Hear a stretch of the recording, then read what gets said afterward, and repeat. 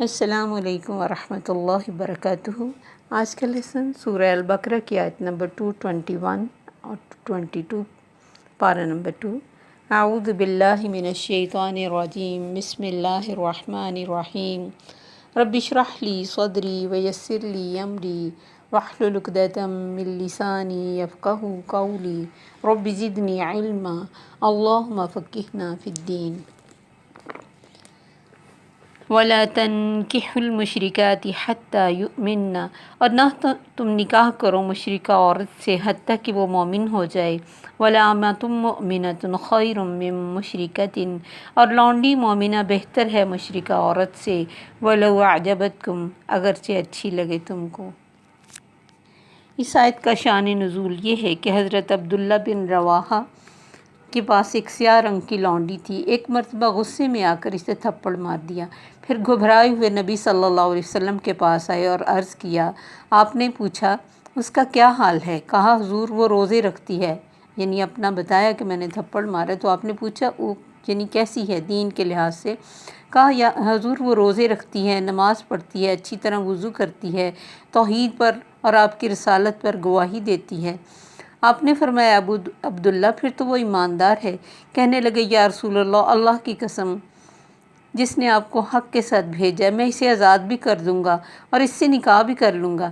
چنانچہ انہوں نے یہی کیا۔ اس پر بعض مسلمانوں نے انہیں طعنہ دیا کہ وہ چاہتے تھے کہ مشرکوں میں ان کا نکاح کریں اور انہیں اپنی لڑکیاں دیں تاکہ شرافت نسب قائم رہے۔ اور اللہ کی طرف سے یہ فرمان نازل ہوا کہ مومنہ عورت اگر لونڈی بھی ہے تو وہ مشرکہ عورت سے اچھی ہے۔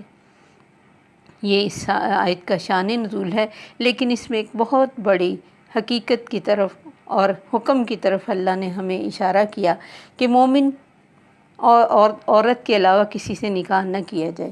جیسے نبی صلی اللہ علیہ وسلم نے فرمایا عورت سے نکاح 4 چیزوں کی وجہ سے ہوتا ہے: اس کا حسن، اس کا مال، اس کا حسب نسب اور دین۔ لیکن تم دین کو ترجیح دو، تمہارے ہاتھ خاک آلود ہوں، تم اس کے علاوہ کچھ اور چاہو۔ نبی صلی اللہ علیہ وسلم نے فرمایا ساری دنیا متاع ہے، اس میں بہترین متاع نیک عورت ہے۔ تو اگر کوئی عورت مشرکہ ہے اور لیکن بہت پڑھی لکھی خوبصورت ہے، بیک گراؤنڈ اچھا ہے، بڑے خاندان سے تعلق رکھتی ہے اور ہم اسی وجہ سے اٹریکٹ ہو رہے ہیں، یا پھر کسی لڑکے کو کوئی لڑکی اچھی لگتی ہے اور اس کے دین کا اسے کچھ پتہ نہیں کہ وہ بے دین ہے یا مشرکہ ہے، یہ نظر آ رہا ہے اور خود وہ توحید والا ہے، اس وجہ سے صرف اس سے نکاح کر لے کہ بس مجھے پسند ہے، اور بعد میں بہت سارے مسائل کھڑے ہو جائیں، وہ لڑکی اپنی جگہ سے نہ ہلے اور مرد اس کو اپنے دین پر لانا چاہے، تو اس سے بہت سارے پرابلم بھی کھڑے ہوتے ہیں۔ اور اس کے علاوہ اللہ تعالیٰ نے ایک بڑی وجہ آگے بتائی ہے، اس لیے فرمایا کہ یہ نہ دیکھنا کہ اس کا سٹیٹس کیسا ہے، اس کا حسن اور مال کیسا ہے۔ لونڈی یعنی لونڈیاں تو جیسے اب نہیں ہے، لیکن ایک بے حیثیت عورت جو تمہاری نظر میں نہ بہت خوبصورت ہے نہ بہت پڑھی لکھی ہے لیکن مومنہ ہے، وہ اس مشرکہ عورت سے بہتر ہے، چاہے وہ تمہیں کتنی ہی اچھی لگے۔ یعنی اللہ نے ایک معیار دیا ہے ہمیں کہ یہ زندگی بھر کا معاملہ ہے اور یہ عبادت ہے ایک، کیونکہ جو بھی کام اللہ کی مرضی کے مطابق ہوں، وہ چاہے ہماری ضرورت ہوں، ہماری جذباتی ضرورت ہوں، ہماری فزیکلی ضرورت ہوں، تب بھی وہ عبادت بن جاتے ہیں اگر اللہ کی رضا کے مطابق ہم ان کو کرتے ہیں۔ تو یہ دل کا میلان یہ تو ہو سکتا ہے، لیکن دل کے میلان پر ترجیح دین کو دینی ہے، اس لیے کہ اس سے ایک خاندان تیار ہونا ہوتا ہے، اور اولاد ہی واحد ایک چیز ہے جو انسان کے لیے صدقہ جاریہ کے کاموں کے علاوہ صدقہ جاریہ بنتی ہے۔ یعنی کوئی علم سکھایا ہے، کوئی اللہ کی راہ میں ایسی چیز بنوائی ہے جس کا مرنے کے بعد ثواب پہنچتا ہے، اس کے ساتھ ایک اولاد ہی واحد چیز ہے جو صدقہ جاریہ بن سکتی ہے۔ اگر وہی موحد نہیں ہے، توحید پر نہیں ہے، اور آپ نے اس چیز کا دھیان نہیں رکھا اور اس چیز کو کوئی اہمیت ہی نہیں دی اور کہا کوئی فرق نہیں پڑتا، سب بھی تو مسلمان ہیں، کلمہ ہی تو پڑھتے ہیں، لیکن کلمہ کے ساتھ اگر کوئی شرک کرتا ہے، اس کا صرف کلمہ کا ورد کرنا یا کلمہ کو پڑھ کے تو مسلمان بن جانا کوئی اہمیت نہیں رکھتا، کیونکہ شرک تمام اعمال کو برباد کر دینے والی چیز ہے۔ نکاح نبی صلی اللہ علیہ وسلم نے فرمایا نکاح میری سنت ہے، جو میری سنت سے منہ موڑے گا وہ مجھ سے نہیں۔ یہ نظر کی صفائی کے لیے بھی بہترین چیز ہے، یعنی انسان کی حیا کو قائم رکھتا ہے۔ پھر نبی صلی اللہ علیہ وسلم نے اپنے زمانے میں جتنی بھی یعنی نکاح کروائے یا رشتے بھیجتے تھے تو آپ سب سے پہلے یہی چیزیں دیکھتے تھے۔ جیسے ایک صحابی تھے، بہت عام سے، بالکل کوئی ان کے پاس مال و دولت نہیں تھے، کوئی شکل بھی اتنی خوبصورت نہیں تھی، تو ان سے آپ نے پوچھا کہ تمہاری شادی ہو گئی؟ کہا اللہ کے نبی نہیں۔ آپ نے ایک گھر میں ان کا رشتہ بھیجا جن کی لڑکی بہت خوبصورت تھی، اور حدیث میں آتا ہے کہ جب انہوں نے جا کے بتایا کہ اللہ کے نبی نے میرے نکاح کے لیے آپ کے پاس پیغام بھیجا ہے، تو ان کی جو بچی کی والدہ ہے اس نے کہا یہی رہ گیا تھا ہمارے لیے۔ یعنی اتنا ان کی نظر میں لڑکی کے مقابلے میں یہ ظاہری شکل و صورت سے، ظاہری شکل و صورت سے یا لباس سے، یعنی ان کو کم درجے کا لگا، اور ان کا خیال تھا کہ اس چیز کو ریجیکٹ کر دیں۔ لیکن اللہ تعالیٰ نے بچی کو اتنی سمجھ دی تھی، اس نے اپنے ماں باپ سے کہا کہ اماں یہ نہ دیکھو کون آیا ہے، یہ دیکھو کس نے بھیجا ہے۔ اور نبی صلی اللہ علیہ وسلم نے ان کے نکاح کے لیے دعا کی تھی، اور حالانکہ وہ بے حیثیت تھا، لیکن اور وہ 1 سال کے بعد کسی جنگ میں شہید بھی ہو گئے، اور بعد میں حدیث میں آتا ہے اس بچی کے لیے اتنے رشتے آئے کہ شاید ہی کسی بچی کے لیے اتنے رشتے آتے ہوں، اور زندگی بھر اس کا جو دسترخوان تھا وہ سلطانوں کی طرح یعنی بھرا رہتا تھا، اور اتنے لوگ اس کے گھر سے کھانا کھاتے تھے، کبھی اس کو دولت کی کمی نہیں ہوئی۔ تو یہ اللہ کی طرف سے آنے والی وہ رحمتیں ہیں جو اللہ کے حکموں پر چلتا ہے۔ تو وقتی طور پر ہمیں اگر کوئی لگتا ہے کہ یہ صرف نماز روزہ ہی ہے اس کے پاس اور نارمل، یہ نہیں ہے کہ بالکل غریب ہو اور وہ کمانے والا نہ ہو، کمانے والا ہو، عزت دار ہو، با اخلاق ہو، کیونکہ جو سب کچھ یہ کوالٹی رکھتا ہوگا وہی تو عورت کے حقوق سمجھتا ہوگا، وہی تو اپنی ذمہ داریاں اٹھا سکتا ہوگا۔ یہ بھی نہیں ہے کہ بالکل ایسی چیز ہی صرف دیکھی جائے کہ جس میں صرف ہم دین کو اہمیت دیں، دین کے ساتھ دنیا کو بھی دیکھیں، اور لیکن یہ چیز نہ ہو کہ ایک سٹیٹس میں ہمیں ہائی کلاس یا بہت پڑھا لکھا اور خوبصورت نظر آ رہا ہے، اس کے مقابلے میں دیندار ہے، وہ کم پڑھا لکھا ہے، کم دولت مند ہے، لیکن ہے بہت گڈ ول، تو ہم کہیں کہ نہیں، اس کے ساتھ تو کیا حیثیت بننی ہے بچے کی، اس کو دیتے ہیں، اس کے ساتھ ایک حیثیت بنے گی، ایک نام بنے گا اور ایک پیسہ ہوگا، ہماری بچی اچھا کھائے گی، اچھا پہنے گی۔ تو یہ تو بالکل اس کا یعنی آخرت خراب کرنے والی بات ہے، اور اس کے بارے میں ظاہر ہے پھر ماں باپ سے پوچھو گی۔ اب اس معاملے میں لوگ اس چیز کو لے کے آ سکتے ہیں کہ کتابی عورت سے نکاح یعنی عیسائی عورت، یہودی عورت سے نکاح ہو سکتا ہے۔ اس میں یہ ہے کہ عورت تو یعنی ایسے مرد سے نکاح نہیں کرے گی جو یہودی یا عیسائی ہوگا، کیونکہ عورت کے اوپر مرد اکثر ڈومینیٹ کر جاتا ہے، تو وہاں اس کا جو مذہب ہے خراب ہونے کا خطرہ ہے۔ ہاں، مرد اگر کرنا چاہیں تو اگر وہ یہ بھی دیکھیں کہ وہ اللہ نے قرآن میں صاف فرمایا وَلَا مُتَّخِذِي أَخْدَانٍ، چھپے دوست بنانے والیاں نہ ہوں، یعنی وہ بھی اچھی عورت ہو، اچھے گڈ ول ہو، بے شک وہ اسلام والی نہ ہو، اور پھر اس کے بعد جب آپ کے گھر میں آئے اور آپ کو لگے کہ آپ کے اچھے کریکٹر سے، آپ کے اچھے معاملات سے وہ دین کی طرف آ جائے گی، اور بہت دفعہ ایسے ہوتا ہے کہ اور آپ کی وجہ سے اگر کسی کی زندگی یعنی آخرت بہتر ہو گئی ہے اور اس کے بعد جو اولاد ہے وہ بہتر ہوگی، تو اس سے یہ اچھی چیز ہے، اس لیے اس کا حکم دے دیا گیا، کیونکہ جہاں اسلام آیا وہاں ہر طرح کے لوگ بستے تھے۔ ہم تو الحمدللہ ہم اسلامی ملک میں ہیں، یہ اتنی عام نہیں ہے کہ عیسائی اور یہودیوں کے ساتھ ہمیں کوئی پرابلم ہو یا بہت زیادہ یہ چیزیں ہوں، لیکن اس وقت ملٹی کلچرل جگہ پہ اسلام آیا تھا، ہر طرح کے لوگ ہوتے تھے، تو اس لیے آزادی یعنی اس چیز کو رکھا گیا کہ ہو سکتا ہے یہ نکاح۔ لیکن یہ جو بت پرست ہے یا پھر کلیئر شرک کرتی ہے اور کلیئر شرک کرتا ہے مرد، تو یہ دونوں چیزیں ان سے سختی سے منع کیا گیا۔ وَلَا تُنْكِحُوا الْمُشْرِكِينَ حَتَّى يُؤْمِنُوا، اور نہ تم نکاح کرو مشرک مردوں سے جب تک کہ مومن نہ ہو جائے۔ وَلَعَبْدٌ مُؤْمِنٌ خَيْرٌ مِّن مُشْرِكٍ وَلَوْ أَعْجَبَكُمْ، اور غلام مومن بہتر ہے مشرک مرد سے اگرچہ تمہیں اچھا لگے۔ اور تنکحوا ان کہا ینکحو سے ہے، یعنی اس کا جو باب ہے اس سے پتہ چلتا ہے، علماء کہتے ہیں کہ یہاں جو تنکحو کا ہے اشارہ اور ادھر تنکحو کہ مرد اپنا نکاح کر سکتا ہے، جبکہ عورت کا نکاح مرد کو ہی کرنا چاہیے۔ اس میں یہ بھی ایک لطیف اشارہ اللہ نے کیا کہ جو عورتوں کے نکاح ہے وہ مرد کریں، جب اس کے بھائی، اس کا باپ، تو یہ دیکھ کے کرے کہ لڑکا مومن ہو اور اچھی کوالٹی کا ہو، صرف اس کی ظاہریت پہ نہ جائیں۔ اس لیے اللہ نے فرمایا ظاہریت اگر ایک غلام کی جیسے کوئی ظاہریت نہیں ہوتی لیکن وہ مومن ہے تو اس مشرک مرد سے اچھا ہے، چاہے وہ دیکھنے میں تمہیں کتنا ہی اچھا لگ رہا ہے۔ اور اس معاملے میں لڑکے لڑکیاں اس قانون کو خود اپنے ہاتھ میں لے کے بیٹھ جاتے ہیں، اور جب چاہے کورٹ میرج کرا کے تو سمجھتے ہیں کہ ہم چونکہ بالغ ہیں اور ہمیں اس چیز کا حکم ہے۔ نبی صلی اللہ علیہ وسلم نے فرمایا لا نکاح الا بولی، یعنی نکاح ولی کے ساتھ ہوگا۔ آپ نے فرمایا جس نے ولی کی اجازت کے بغیر نکاح کر لیا وہ باطل ہے، باطل ہے، یعنی کہنے کو نکاح ہو جائے گا لیکن نہ تو اسلام اس کی اجازت دیتا ہے نہ پسندیدہ ہے۔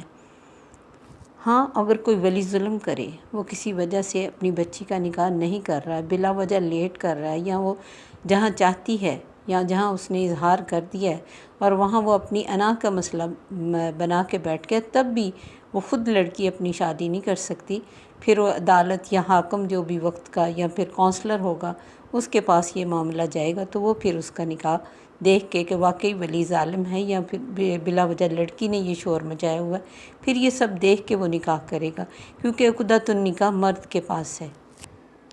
ہاں بیوہ اور مطلقہ عورت اپنا نکاح کر سکتی ہیں اگر وہ کسی فیصلے کو اپنے لیے بہتر سمجھتی ہیں، کیونکہ ایک دفعہ شادی شدہ ہو چکی ہوتی ہیں، اتنی سمجھ ان میں ہوتی ہے، وہ اپنے بچوں کے مطابق فیصلہ کرتی ہیں۔ اور پھر اس میں یہ بھی نہیں ہے کہ اسلام نے بچی کے اوپر کوئی زبردستی کی ہے، اس کی اجازت بھی ضروری ہے اور اس کی رضامندی بھی ضروری ہے۔ نبی صلی اللہ علیہ وسلم نے یہ حکم دیا ہوا ہے کہ لڑکی کی رضامندی کے بغیر اس کا نکاح نہیں ہو سکتا۔ جیسے ایک بچی نبی صلی اللہ علیہ وسلم کے پاس آئی جس کا نکاح اس کی بلوغت سے پہلے کر دیا گیا تھا اور وہ وہاں نہیں نکاح کرانا چاہتی، تو آپ نے اسے اختیار دیا تھا کہ وہ چاہے تو اس نکاح کو رکھے یا پھر ختم کر دے۔ پھر جب بھی کوئی کورٹ میرج ہوگا یا چوری چھپے نکاح ہوگا، ایک تو وہاں گواہ جھوٹے آئیں گے، ولی کو جھوٹا بن کے بتائے گا، اور پھر نکاح کا اعلان نہیں ہوگا، جبکہ حدیث میں نکاح کا اعلان کرنے کا حکم ہے، یہ نہیں پتہ لگنا چاہیے ایک سنت پر عمل ہو رہا ہے، ایک پاکیزہ فریضہ ہے، اس میں چوری چھپے کرنے کی کیا ضرورت ہے۔ اسی لیے تھوڑی بہت گھر کو سجانا یا پھر دف کے ساتھ اور ڈھولک کے ساتھ بہن بھائیوں کے بغیر اس کے جو رومانٹک گیت چھوڑ کے اچھے گیتوں کو گانا، یہ کوئی بری چیز نہیں ہے۔ پھر جو لڑکی خاندان کی پروٹیکشن اور ماں باپ کی دعاؤں کے بغیر رخصت ہوتی ہے، اسے کبھی بھی وہ عزت نہیں ملتی۔ سسرال والوں کے آگے جا کے وہ لڑکا ڈال دیتا ہے چند دن خوش رکھنے کے بعد، پھر وہ اس کو ذرا بھی نہ عزت دیتے ہیں اور بات بات پر اسے طعنہ بھی ملتا ہے، اور پھر پیچھے اس کے ماں باپ کی طرف وہ کبھی کتنی بھی تکلیف میں ہو ان کو بتا نہیں سکتی کہ مجھے تکلیف ہے، کیونکہ یہ تکلیف اس نے خود لی ہوتی ہے۔ تو یہ ہمیشہ کی ایک گلٹ اور تکلیف اس کے اندر رہتی ہے، نہ اسے خاندان کی پروٹیکشن ملتی ہے، پھر اولاد ہو اور وہ اگر اٹھ کے سوال کرے کہ ہمارے ننھیال کدھر ہیں، اور کل کو وہ ایسی حرکتیں کرے، تو پھر انسان کو احساس ہوتا ہے کہ اس نے بے وقوفی میں کیا کچھ کیا ہے۔ نکاح سنت نبوی ہے، یہ حیا کو قائم رکھنے کے لیے ہے، اس سے خاندان بنتا ہے، اس سے اولاد پیدا ہوتی ہے جو صدقہ جاریہ بنتی ہے۔ پھر یہ اللہ تعالیٰ نے قرآن میں 3 چیزوں کو سکون کا لفظ دیا ہے، اس میں ایک گھر ہے، ایک رات ہے اور ایک بیوی ہے، لیسکن الیہا۔ تو اگر یہ نکاح کے بعد سکون نہیں ملتا ہے اور گھر میں انسان اپنے عزت سے نہیں رہ سکتا ہے، مرد رات گاہ نہیں گزارتا ہے، تو پھر یہ شادی کیا ہے؟ یہ تو تکلیف کا باعث بن جاتی ہے۔ تو جب عقیدہ صحیح نہیں ہوگا تو ایک دوسرے سے محبت بھی صحیح نہیں ہوگی اور ایک دوسرے کا احساس بھی صحیح نہیں ہوگا، اور بچوں کو بھی پھر ہر کوئی اپنی طرف کھینچتا ہے۔ اگر عورت توحید والی ہے، وہ چاہتی کہ بچے توحید والے بن جائیں، مرد اس کو تکلیف دینے کے لیے بعض دفعہ اپنی طرف بچوں کو کھینچتا ہے اور ان کو اس مذہب پہ لانا چاہتا ہے یا اس عقیدے پہ لانا چاہتا ہے جس پہ وہ خود ہوتا ہے۔ تو یہ رسہ کشی ساری عمر کے لیے بن جاتی ہے، اور بہت ساری عورتیں بیچاری اس معاملے میں پھنسی ہوتی ہیں، کیونکہ ماں باپ اس وقت احساس نہیں کرتے، اگر ان کا لو میرج نہیں بھی ہے، ماں باپ نہیں ان چیزوں کو دیکھتے کہ یہ دین کی اہمیت بہت زیادہ ہے، یہ عقیدے کی اہمیت بہت زیادہ. وہ سمجھتے ہیں کہ چلے گھر ٹھیک ہے، لڑکا ٹھیک ہے، پیسہ ہے، سب کچھ ہے، بچی خوش رہے گی. لیکن یہ صرف دنیاوی چیزیں ہیں. آخرت کی جو بڑی بات اللہ نے فرمایا اولئک یدعون الی النار، یہ آگ کی طرف لے جائیں گے تم کو. اللہ تو تمہیں بخشش اور جنت کی طرف بلا رہا ہے اپنے حکم سے. تو یہ دیکھنا چاہیے نا کہ دنیا کے جتنے بھی ہم فیصلہ کرتے ہیں وہ اللہ کی مرضی کے مطابق ہیں کہ نہیں. یہی تو ایک مومن کا کام ہے. صرف نام کا مومن نہیں ہوتا، اس کا عمل بتاتا ہے کہ وہ مومن ہے. والذین آمنوا وعملوا الصالحات. تو یہ اسلام کا عقیدے کا دھیان تو رکھنا سب سے پہلی بات ہے. اسی لیے آپ نے فرمایا تھا نا کہ دین کو ترجیح دو. تو دین کا مطلب یہ نہیں کہ بس کوئی صرف ظاہری طور پر اچھا بنا ہوا ہے اور اس کا عقیدہ ٹھیک نہیں ہے تو ہم کہیں کوئی بات نہیں، نماز تو پڑھتا ہی ہے. تو نماز ضروری تو نہیں ہے کہ وہ صرف بے نماز ہوتے ہیں مشرک، وہ بھی بہت نیک ہوتے ہیں. ساتھ اس کے اللہ کے ساتھ شرک کر رہے ہوتے ہیں جس سے ان کے اعمال ضائع ہو جاتے ہیں. پھر ایک نئی برائی جو لیون کے نام سے، نئی ٹرم کے نام سے عام ہو رہی ہے اور تیزی سے ہو رہی ہے کہ لڑکا اور لڑکی اکٹھے رہتے ہیں اکیلے کسی بھی جگہ پہ، کسی ہوٹل میں، کسی گھر میں، اور وہ ایک دوسرے کو سمجھتے ہیں کہ ہم چیک کرتے ہیں ہم اکٹھے رہ سکتے ہیں کہ نہیں. اگر نہیں اکٹھے رہ سکیں گے تو الگ ہو جائیں گے، اور اگر رہ سکیں گے تو پھر بعد میں شادی کرا لیں گے. یعنی انتہائی شیطانی راستہ جس کا کوئی بھی سرا دین سے نہیں ملتا. غیر محرم لوگ اکٹھے رہ رہے ہیں، ہر طرح کے تعلقات کے ساتھ رہ رہے ہیں، اور اس کو پھر ڈراموں اور میڈیا کے ذریعے اس کی حمایت میں یعنی دلائل دیے جاتے ہیں. پھر دین کی کسی بھی چیز کو توڑ مروڑ کے اس کے ساتھ پیش کیا جاتا ہے کہ دین میں بھی ایسے ہوا تھا. ایسی کوئی چیز نہ ہمارے دین میں جائز ہے نہ جائز ہو سکتی ہے. یہ خاص طور پہ شیطانی ذرائع ہیں اور شیطانی طریقے ہیں اور نئے دور کے فتنے ہیں. تو کوئی بھی نئے سے نئے طریقہ، چاہے اس کے لیے کتنی دلیلیں پیش کی جائیں، کتنے فلمیں بنیں، کتنے ڈرامے بنیں، یہ ڈرامے اور فلمیں انسان کو خیر نہیں سکھاتی ہیں. خیر ہمیں اللہ سکھاتا ہے. اور کوئی بھی توحید والی بچی اور بچہ جو ہے وہ ایسے کاموں میں کبھی نہیں پڑ سکتا. جو شرک کرے گا وہی ادھر ادھر جائے گا. جو اللہ کے لیے مخلص نہیں وہ دوسرے رشتوں کے لیے مخلص کیسے ہو سکتا ہے. اور پھر یہ بے حیائی کی انتہا. نبی صلی اللہ علیہ وسلم نے فرمایا تھا نا کہ جس میں حیا نہیں وہ جو چاہے کرے. تو یہ حیا کون ڈالے گا؟ بچپن ہی سے بچیوں کے اور بچوں کے اندر حیا ڈالنی چاہیے. ان کا لباس حیا والا ہو، ان سے باتیں حیا والی ہوں، اور ان کے ساتھ گھروں میں مائیں اور باپ حیا والے ہوں، تاکہ نہ ان کے سامنے فضول باتیں کی جائیں، نہ فضول گالیاں نکالی جائیں، نہ لباس ایسے پہنے جائیں، نہ ماحول اس طرح کا ہو گھر میں، اور ان کے اندر تقویٰ ڈالا جائے. کیونکہ دنیا میں فتنے تو آئیں گے اور بڑے سے بڑے آئیں گے. ہر فتنہ پہلے سے بڑا ہوگا. تو ہم کس کس کو روکیں گے، کس کس کو برا بلا کہہ کے تو چپ کر جائیں گے، اور کہاں کہاں سے اپنے بچوں کو بچائیں گے. صرف ایک چیز جو بچانے والی وہ اللہ کا ڈر ہے، وہ تقویٰ ہے، اس کی رضا کی کوشش، اس کی ناراضگی کا ڈر. یہی ایک چیز ہے اور یہی زندگی کا مقصد ہے. تو اللہ فرماتے ہیں تمہیں آگ کی طرف بلاتے ہیں اور اللہ جنت اور بخشش کی طرف بلاتا ہے، اور لوگوں کے لیے آیات کھول کر بیان کرتا ہے. شاید وہ نصیحت پکڑ لیں اور شاید انہیں سمجھ آ جائے کہ ہم کس طرف جا رہے ہیں، شیطان کا راستہ کون سا ہے اور رحمان کا. انہوں نے اپنی فطرتوں کو گم کر دیا، کیونکہ فطرت تو بتاتی ہے کہ کیا کام صحیح ہے اور کیا نہیں. ہم اس فطرت کے اوپر میل چڑھا دیتے ہیں اپنے غلط اعمال کی وجہ سے.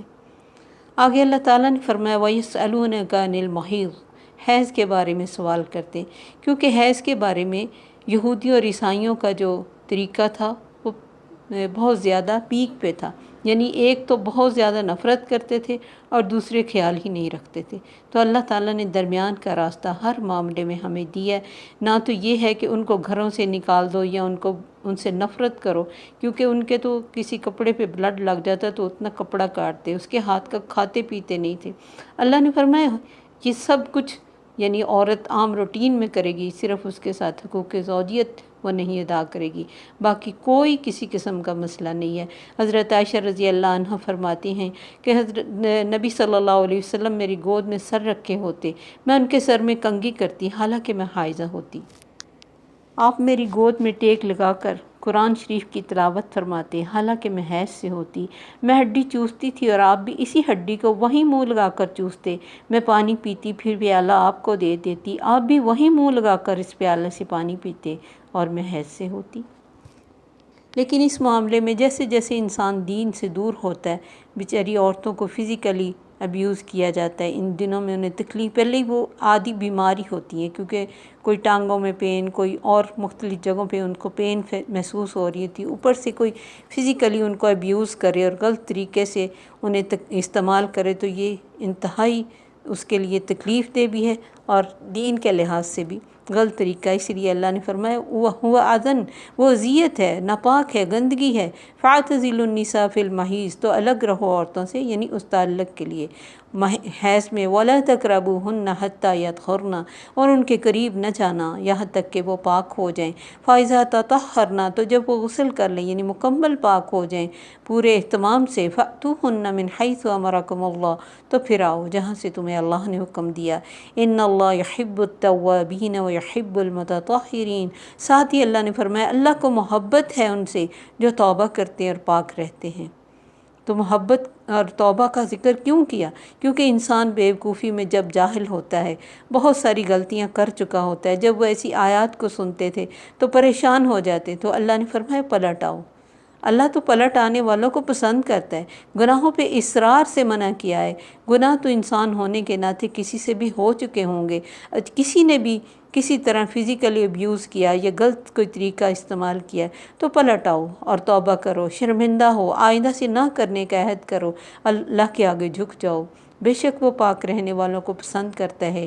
انسان نہ صرف جسمانی طور پہ پاک ہو، اس کی ذہن، اس کی باتیں، اس کے جو نبی صلی اللہ علیہ وسلم نے فرمایا جس طرح انسان تمام حواس سے زنا کرتا ہے، دیکھنے کے لیے بھی اچھی چیزیں ہونی چاہیے، بولنے کے لیے بھی اچھے الفاظ ہونے چاہیے، اور فزیکلی بھی اپنے آپ کو پاک اور صاف ستھرا رکھنا چاہیے، اور منہ کی صفائی اور مسواک اسی لیے اہتمام ہے، مرد ہو یا عورت اپنے منہ کی صفائی رکھے، یہ ایسا رشتہ ہے اس میں گھن نہیں آنی چاہیے، نفرت کی مطلب باعث بن جاتی ہیں ایسی چیزیں۔ بعض دفعہ طلاقیں اس وجہ سے ہوتی ہیں کہ اسمیلی جسم ہے کسی کا، لڑکی کا یا مرد کا یا عورت کا، یہ ان چیزوں سے اب دیکھیں کہ گھروں میں فساد پھیل جاتے، تو عورتوں کو ان چیزوں کا خصوصی دھیان رکھنا چاہیے کہ وہ خود کو پاک صاف رکھیں، سرما لگائیں، اور کلیئر جیسے آپ نے فرمایا نا کہ وہ تمہیں دیکھے تو اسے خوش کر دے، یعنی فزیکلی بھی اتنی خوبصورت لگنی چاہیے صاف ستھری عورت گھر میں مرد کے آنے پہ کہ اس کے لیے اٹریکشن ہو۔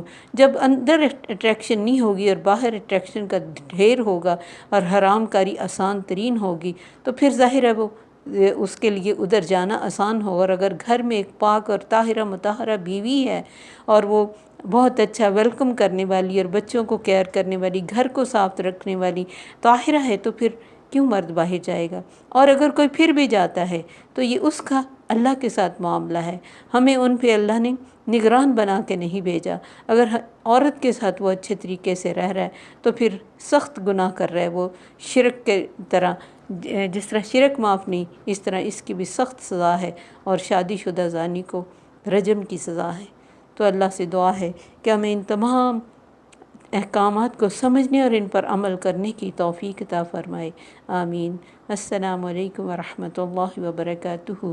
سبحانک اللہم وبحمدک، اشہد ان لا الہ الا انت، استغفرک واتوب الیک۔